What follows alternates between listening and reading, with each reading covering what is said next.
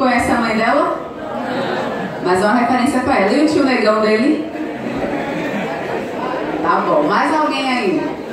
Martin Luther King. Martin Luther King. Todo mundo conhece Martin Luther King? Oi? Mandela na África do Sul, Martin Luther King lá nos Estados Unidos. E aqui no Brasil, de personalidade assim, de gente conhecida. Hã? Levanta a mão para falar. Lázaro Ramos, escreveu um livro agora que todo mundo tá lendo, né? Na Minha Pele. Pelé, Lázaro Ramos, Pelé. Milton Santos, ó, lá da UF, Milton Santos. Preta Gil. Thaís Araújo, também atriz, esposa de Lázaro Ramos. Ok. Quem? Ajuda aí, gente, a passar o que ela falou. Alguém ouviu? Se quiser, coleguinha, pode passar o papel até a frente que eu vou falar aqui a pessoa que você falou. Emicida, tá vendo? Mas assim, que bom que hoje a gente já tem muitos nomes aqui que apareceram, né? Talvez se a gente fosse falar todos os nomes que nós temos de referência pública aqui no Brasil, talvez coubesse nos dedos das nossas mãos. Aí eu pergunto para vocês, por exemplo, de referência branca no Brasil em termos de personalidade, é maior do que a quantidade de referências negras? Mas é um pouco maior ou é muito maior? Muito maior. Quando você liga à TV, eu quero que vocês me ajudem, inclusive, porque eu já tenho 4 anos que eu não assisto televisão, então eu não sei, estou muito desatualizada acerca das coisas que passam na televisão.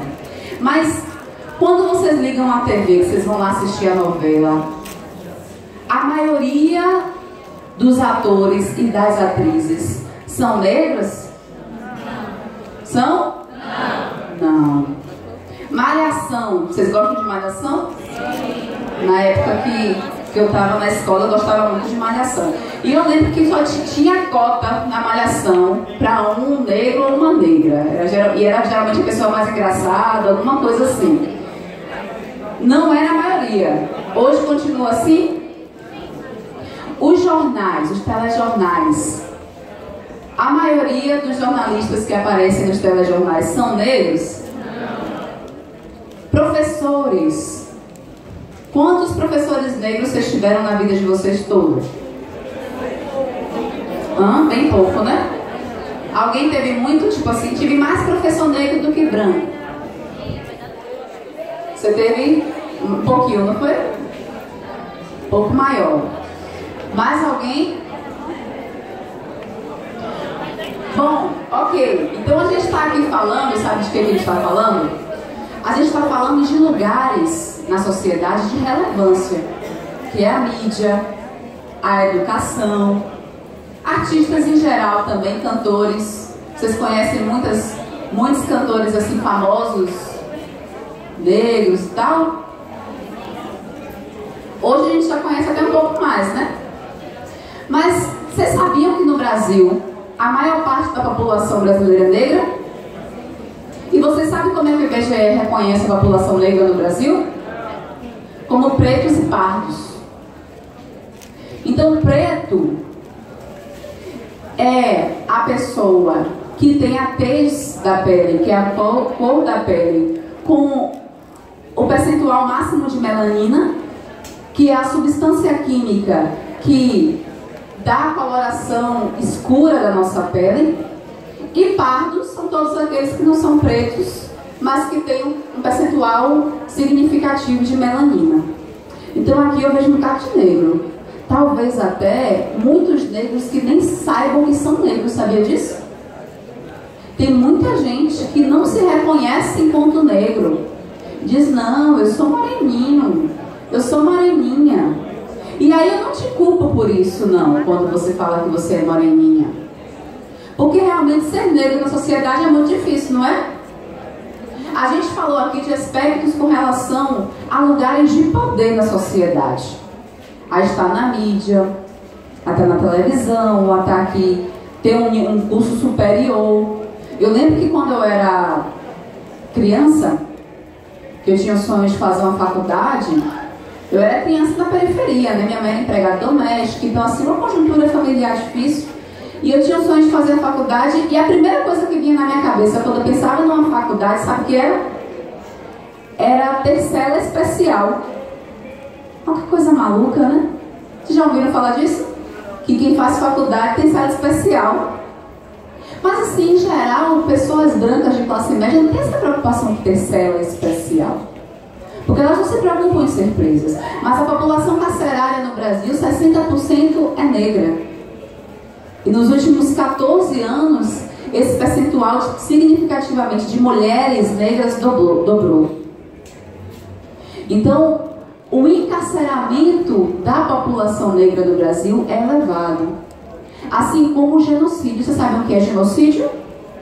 Genocídio é o assassinato em massa de uma parcela da população a partir de características específicas daquela parcela da população. Então, por exemplo, houve no Brasil genocídio indígena. Matou-se, exterminou-se os índios no Brasil.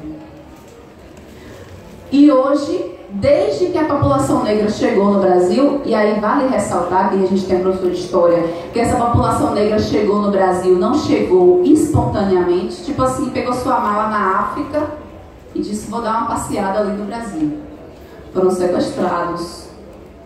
Muitos, durante o percurso do navio negreiro. Tem um livro que eu estava lendo esse ano chamado Baquáqua, que é a primeira autobiografia de um ser humano escravizado aqui no Brasil. Ele foi escravizado em Pernambuco. E aí no livro, é um livro bem fininho, um relato histórico que conseguiram achar muitos anos depois, e aí produziram esse livro que foi lançado esse ano. E aí o Baquáqua, ele narra as experiências de desumanidade que ele viveu desde África, que ele também tentar escravizá-lo em África, que existia esse processo também, a gente não tem como aprofundar isso aqui, mas a escravidão nas Américas ela era profundamente desumana, até porque o negro, a negra, ela tinha uma condição de animal. Vocês já ouviram falar disso? Que a própria igreja reforçou que eles não tinham alma. Portanto, dentro desse contexto da filosofia medieval e da igreja católica, que era constituída por esse pensamento filosófico, tanto do Santo Agostinho quanto do Tomás de Aquino, quem não tinha alma não era humano. Porque para ter a condição humana precisava ter o quê? Corpo e alma. Então, se a população negra não tinha alma, não era humano, eram animais. E animais, a gente não distingue, né? Assim, essa é a fêmea, esse é o macho, a fêmea tem que carregar menos peso, é assim que fazem. Eu vejo a égua carregando o mesmo peso que o cavalo carrega, a vaca fazendo o mesmo trabalho que o boi faz em termos de carga, em termos de trabalho, de peso. Então, para a mulher negra, esse processo de desumanização, ele também era muito bem demarcado, assim como para os homens negros. Mas então, quando essa população foi sequestrada, e aí vale ressaltar uma coisa importante, eu não sei o que está muito na cabeça de vocês, mas eu vou confessar para vocês, que eu descobri que existia negro no mundo antes da escravidão muito recentemente, sabia?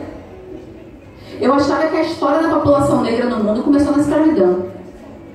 Eu achava que já era um povo desgraçado que nasceu escravo por alguma razão aí, ou por, enfim, ou por decepção divina, por qualquer mazela espiritual qualquer, mas eu imaginava que eles já nasceram escravos e escravizados aqui no Brasil, mas não, eu descobri, e eu vou contar isso aqui para vocês, eu descobri que não é verdade, que esses povos, inclusive, foram os primeiros povos a habitar a Terra.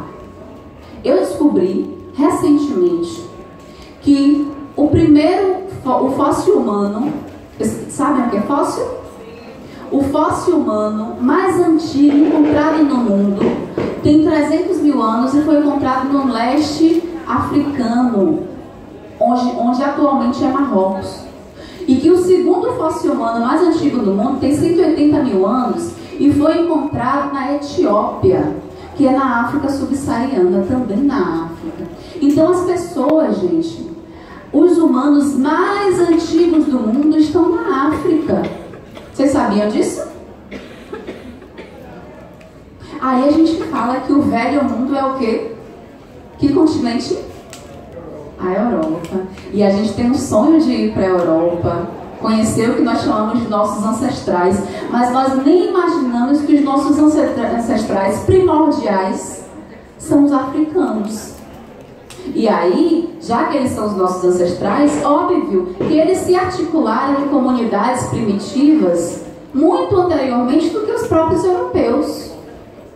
Então, na África, além do Império Egípcio, vocês sabem que o Egito fica na África, não sabe? Eu também demorei para saber. Quando eu estudava sobre o Egito, o Império Egípcio, parecia que ele ficava na Europa. Inclusive, os filmes reforçam isso e as novelas, minisséries também reforçam isso, não reforçam? Cleópatra, por exemplo, ela é negra ou ela é branca, geralmente, quando é representada nos filmes? Branca, com seu Chanel lá bem bonito, o cabelo bem liso, né assim? Branca, todo mundo branco no Egito. Mesmo o Egito sendo no norte do continente africano, existem relatos, inclusive de alguns filósofos importantes da Grécia, como Aristóteles, de que lá no Egito, e fundamentalmente em Alexandria, porque também vou botar um outro segredo para vocês, grande parte dos filósofos... Vocês estudam filosofia aqui? Quem estuda filosofia? Bacana. Grande parte dos filósofos pré-socráticos que nós estudamos na Grécia, eles iam estudar em Alexandria. Alexandria ficava no Egito, que por sua vez se encontra na África. Alexandria tinha a maior biblioteca conhecida do mundo, a Biblioteca de Alexandria. Era onde estavam os maiores livros, os maiores clássicos da humanidade, estavam no continente africano, no norte do continente africano. E o Aristóteles relata que as pessoas naquele local tinham uma pele escurecida pelo sol, no relato dele. Então eram pessoas negras que se encontravam naquela localidade. E numa localidade onde foi desenvolvido conhecimento. Vocês já viram pirâmides? Eu nunca vi pessoalmente, mas já vi em imagens. Vocês já viram pirâmides assim como eu, em imagens? Vocês já ficaram se perguntando como é que construíram aquelas pirâmides imensas? Já ficaram se perguntando? Será que precisa saber pouca arquitetura para construir uma pirâmide? Muita arquitetura, né? Será que quem gosta de matemática aí? Quem gosta? Levanta a mão. Pronto. Será que precisa saber pouca matemática para fazer uma pirâmide? Não. Tem que saber muito de geometria, de teorema de Pitágoras. Ora, Pitágoras está na Grécia. Como é que construíram uma pirâmide muito antes do nascimento de Pitágoras, sem o conhecimento do teorema de Pitágoras? É possível isso? Esquisito, né? Aí sabe o que é que inventaram para justificar o fato de pirâmides existirem não só no Egito, mas em vários impérios do continente africano? Porque aí também eu preciso contar esse outro segredo para vocês. O Egito fica na África, e além do Egito existem vários outros impérios. O Império Ashanti, o Império de Gana, o Império Zulu, o Império de Kush.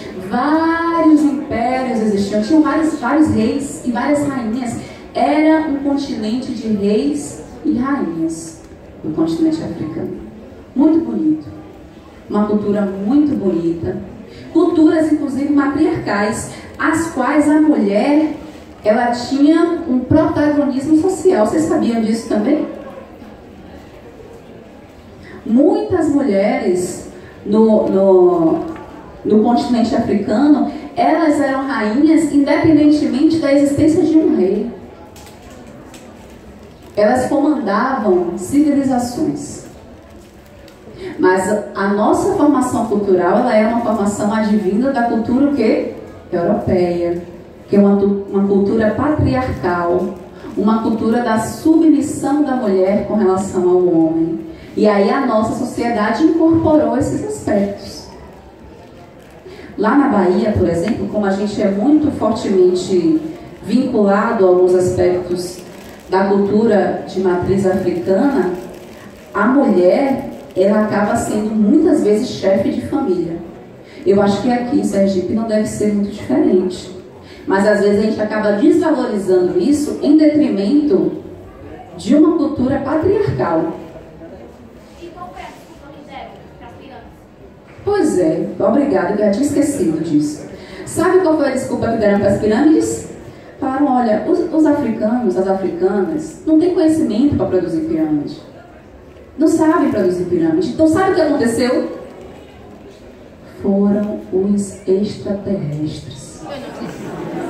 É sério? Tem gente que acredita. Imagine que maluquice. Trouxeram uma pirâmide do tamanho não sei o quê. Os ET desocupados, né? Os ET não tem o que fazer. Lá no planeta deles também estava tudo monótono, uma chatice só. Eles falaram que essa vez a gente está aqui de bobeira. Vamos pegar umas pirâmides daqui, levar para a terra e largar lá. Aí é essa história que o pessoal... E tem gente que acredita. A pior coisa não é nem quem inventou. Quem falar bobagem, qualquer um pode falar. Não é isso? O problema é acreditar. E as pessoas acreditam que as pirâmides do Egito, não só do Egito, mas o Império Kush, por exemplo, o Império Kush, que é também um grande império africano da África subsaariana, esse império foi relatada a existência de 64 pirâmides no Império Kush. Mas os ETs trouxeram tudo. Não foram os africanos. Ah, mas olha, tá bom, então tá certo. Os ETs trouxeram as pirâmides. Mas me diga sobre a química do embalsamento dos corpos, por exemplo. Já ouviram falar de mumificação? Vocês já ouviram falar que alguns restos mortais estão conservados, alguns corpos estão conservados até o dia de hoje, dentro das tumbas, que muitas delas, para grandes personalidades daqueles impérios, ficavam dentro das pirâmides. Vocês já ouviram falar que esses corpos estão conservados até hoje? Ok. Eu sou formada em Química. Eu não conheço, não consigo dizer para vocês, a partir da minha formação de Química, quais eram as substâncias que aquelas pessoas utilizavam para conservar corpos, órgãos por milênios, porque o processo era um processo científico profundo. Eles abriam os corpos, uma coisa que o mundo ocidental custou para fazer. O mundo ocidental só passou a abrir os corpos e conhecer o homem e a mulher por dentro na modernidade, quando na modernidade os filósofos modernos estabeleceram uma certa separação entre corpo e alma, entre fé e ciência, porque até então não se podia mexer no corpo, porque a concepção aristotélica de mundo era a concepção de que o mundo é um organismo, e um organismo no sentido perfeito, de sintonia, que a gente não pode mexer num órgão por dentro. Só com uma concepção cartesiana de homem e máquina é que a modernidade vai poder dar a possibilidade da medicina de avançar no nível que avançou hoje. Mas lá no Egito já se abriam os corpos e conheciam os corpos por dentro. Embalsamavam órgão por órgão. Não era só uma conservação externa, sabe?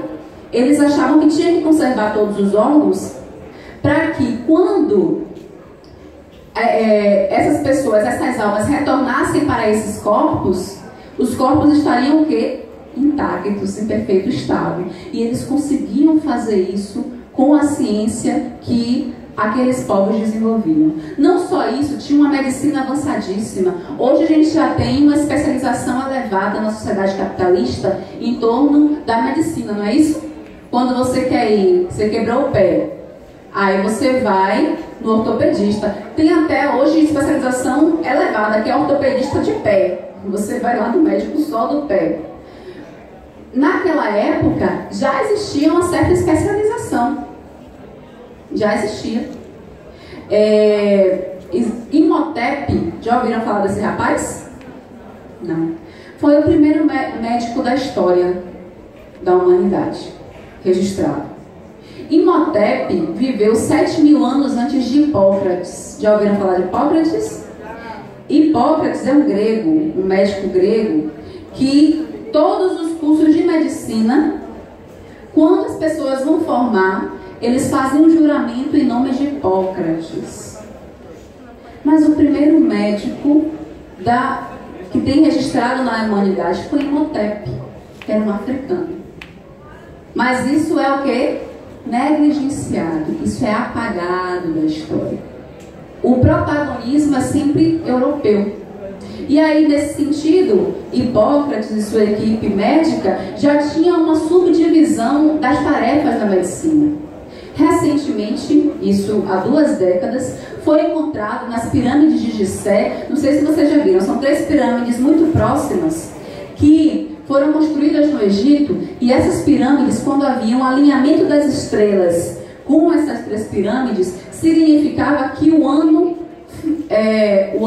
juliano, ele findou. O que isso significa? Eles já tinham uma noção astronômica e uma noção de temporalidade. Eles conseguiam medir o tempo. Eles conseguiam fatiar o tempo em anos. E dizer, olha, quando essas estrelas retornarem para esse ponto, completamos o período de um ano. Então, no calendário africano, nessas pirâmides de Gizé, foram encontradas, há 2 décadas, ossos de pessoas, né? E aí, quando foram pesquisar esses fósseis, identificaram um fóssil que já havia tido uma perfuração craniana, e o que os médicos ficaram chocados com aquela perfuração craniana. Por que eles ficaram chocados? Porque ali se tentou fazer uma cirurgia craniana, uma cirurgia cerebral naquele sujeito que trabalhava naquela pirâmide. Os pesquisadores indicam que, muito provavelmente, aquele trabalhador, ele tinha câncer do cérebro. E aí, para reduzir a pressão cerebral, fizeram uma perfuração craniana naquele homem, para que minimizasse a sua dor e, portanto, melhorasse o seu processo de morte. Um outro fóssil também, nessa mesma escavação de arqueólogos na pirâmide de Gizé, mostrou uma cirurgia na tíbia. Alguém, muito provavelmente, fraturou o osso nessa região, e eles conseguiram fazer uma cirurgia que fez com que aquela pessoa voltasse a andar e se locomover com tranquilidade no seu ambiente de trabalho. Ou seja, já existia medicina e medicina avançada no continente africano, muito antes do que a gente conhece quanto medicina. E aí eu poderia falar muitas outras coisas, né? Poderia falar da arquitetura, poderia falar da agricultura, a Revolução Neolítica, não sei se vocês já ouviram falar disso, também acontece em África. Então, poderia falar de tudo isso, inclusive de uma coisa absurda, que talvez vocês nem acreditem em mim, que os africanos vieram das Américas antes de Cristóvão Colombo. Eu sei que vocês não vão acreditar. Mas tem um livro, eu não vou lembrar o nome dela agora, Luísa. Eu lembro se é As Lendas de Luísa, não lembro agora o nome. Mas o nome da mulher é Luísa. Foi um fóssil encontrado nas Américas. Um fóssil muito antigo, assim, antigo em torno de milênios. Eu não estou falando de 1500, por exemplo, quando teve a excursão pré-colombiana para as Américas. Um fóssil muito antigo, com traços negroides na estrutura facial. Luzia, obrigada. Luzia. Você lembra o nome do livro, professor? Não. Em Minas Gerais, pronto, muito obrigada. Em Minas Gerais, encontraram essa estrutura óssea de Luzia, que a estrutura facial dela tem traços negroides. O que indica que, muito provavelmente, a população negra esteve no Brasil, mais precisamente em Minas Gerais, muito antes do que as visitas da expansão mercantilista europeia. Ah, mas por que então não nos colonizaram? Porque não é interesse do povo africano colonizar. Colonizar é o interesse de quem quer dominar. E o povo africano, fundamentalmente os povos bantu, que vem a partir de uma filosofia chamada filosofia Ubuntu, tem uma filosofia de reconhecimento no outro, de cuidado com o outro. Eu sou porque nós somos. E o nós não é só eu e você. O nós sou eu e você, que somos humanos, é o minto, mas também é o quinto, que é eu e a natureza. Então, eu não existo sem você e você não existe sem mim. Eu não existo sem a natureza e a natureza não existe sem mim. Por isso que nós precisamos cuidar uns dos outros. Então, dentro dessa perspectiva de solidariedade africana, não havia espaço para dominação nem para colonização. Então, não há sentido a gente pensar num continente africano que vai se expandir para as Américas e colonizar, dominar, assassinar indígenas, escravizar seres humanos outros, para expropriar o legado deles e enriquecer o meu continente, a mim, o meu país, etc. Então, nessa perspectiva é que o racismo estrutural brasileiro, ele se constitui. Vocês já ouviram falar da palavra racismo, né? Quem nunca ouviu falar na palavra racismo? Levanta a mão. Todo mundo já ouviu falar na palavra racismo. Quando a gente fala de racismo no Brasil, a gente não está falando assim de, olha, eu não vou sentar do seu lado porque você é negra. Não é necessariamente disso que eu estou falando, apesar de que isso existe. Mas a gente está falando de racismo estrutural. Vocês sabem o que é racismo estrutural? Eu vou ter que voltar para o que eu falei no início dessa fala e que vocês me ajudaram aqui a construir o início da fala. Racismo estrutural é quando a estrutura de uma sociedade se funda a partir da segregação racial. Isso é um racismo estrutural. E aí, para falar disso, eu vou ter que falar de uma outra coisa para vocês, que é um outro segredo. A raça negra é uma invenção branca e fundamentalmente europeia. Talvez vocês não tenham entendido isso, eu vou tentar melhorar. Para eu dominar você e te escravizar, eu preciso te inferiorizar. Porque o que é que vai estabelecer que eu consigo escravizar você? Chegar assim, como é seu nome? Raimundo. Chegar, Raimundo, eu vou te levar hoje, você vai ser meu escravo. Raimundo vai me dar logo um cascudo, vai sair maluca, sai daqui. Né? Por que vai me escravizar? Mas, para eu escravizar Raimundo, eu preciso criar, Raimundo, um mecanismo de inferiorização de Raimundo com relação a Bárbara.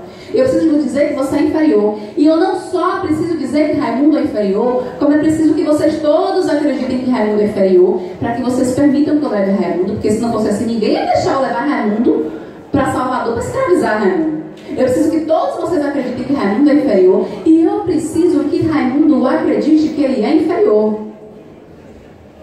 Então, essa população branca europeia fundou o conceito de raça. Anteriormente, o que existia era a raça humana, não é isso? Que muitas pessoas hoje discutem. Ah, para que dia de consciência negra, professor?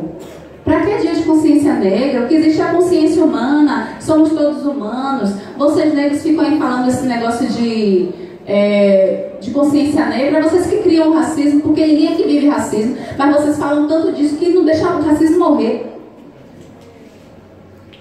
Mas eu não posso parar de falar de racismo enquanto meu aluno que eu trouxe para dar uma palestra comigo lá na Federal de Sergipe ontem me encontrou. Ele estava atrasado porque vinha eu, um professor da UESB e ele no carro, e eu falei, olha Fabiano, é 11 horas que a gente vai sair, que a gente vai para Sergipe. E ele estava atrasado, aí ele veio correndo. Aí quando ele chegou para mim, ele falou, professora, é proibido correr na UFBA? Tem algum regulamento que é proibido correr aqui? Porque eu corri, as pessoas ficavam todas me olhando, ficavam assustadas, assim, uma coisa diferente. Eu falei, Fabiano, você é preto. O problema de você correr na UFBA é que você é preto. Se a gente falando tanto, ainda existe se a gente parar de falar. Imagine, né? Imagine. Então, branco correndo é fazendo o quê, gente? Atividade física. Negro correndo na rua, a gente faz, é o quê? Ladrão. A gente segura logo a bolsa. Fabiano, negão, a testa da pele de Fabiano é assim, bem escuro, um rasta. Ele queria até vir comigo hoje. Eu falei, não, Fabiano, descanse, vai conhecer a orla, você nunca conheceu Aracaju, vai passear, de tarde eu volto, pego você e a gente vai para lá. Fabiano, com esse fenótipo correndo dentro da universidade, tem que ter até cuidado, porque o professor de Tapetinga chegou para mim e falou assim, inclusive ele tinha que ter cuidado, porque lá em Tapetinga, um rapaz que estava correndo assim, atrasado para pegar o correio aberto ainda, foi um tiro e foi morto. Então, enquanto isso acontecer, enquanto as pessoas segurarem a bolsa para a população negra no ponto de ônibus, enquanto eu estiver andando na rua e ver uma pessoa negra atrás de mim, eu acelerar o passo com medo, achando que ela vai me roubar, ou qualquer outro tipo de coisa, enquanto o que a gente falou aqui, a população negra não estiver na mídia, enquanto a população negra não estiver nos espaços de poder, a Universidade Federal da Bahia, que é a universidade que eu trabalho, a sede dela, a reitoria, fica em Salvador. Salvador é a cidade mais negra do mundo fora do continente africano. Você sabia disso? Nunca teve um reitor, uma reitora negra na UFBA. Nunca. Meu instituto de química tem 76 professores. 76. Eu consigo contar, e olha que é muita gente já hoje, eu consigo contar 9 pessoas negras. E eu não sei se essas 9 pessoas, se eu perguntar para ela se ela é negra, ela vai dizer que ela é. De 76 pessoas, dentro de um instituto situado na cidade mais negra do mundo, fora do continente. Onde está essa negritude? Está limpando casa, como minha mãe era, faxineira. Está limpando as ruas. Professora, essas profissões são indignas? Não são. Mas são profissões que você quer educar seu filho para atuar na sociedade? Alguém sonha assim? Pô, meu sonho, esse menino nasceu, ele tem cara de gari. Alguém sonha assim? Engraçado que eu estava esses dias com meu companheiro na casa de uns amigos dele, né? O pessoal tem grana, a moça é médico, o rapaz é canadense, enfim. E aí o filhinho dele adora ônibus, louco por ônibus. Não aguenta ver o ônibus que ele quer entrar, pede pro motorista para ficar segurando no volante. O menino tem 2 anos. Aí tava um dia uma reunião, né, na casa, e eu só observando. Aí falaram assim, adora ônibus. Aí a amiga da mãe falou assim, vai ser dono de uma frota de ônibus. Aí eu fiquei pensando, mas se fosse negro, ia dizer o quê? Vai ser motorista do busão, vai ser cobrador, esse menino, ó, ele adora um ônibus, não é isso? Porque a população negra, ela ocupa na sociedade os lugares o quê? Subalternos. Os lugares subalternos. Isso é racismo estrutural. Isso é racismo estrutural. Não é um diálogo direto com a pessoa, entende? Porque quando a gente fala isso foi racismo, a pessoa diz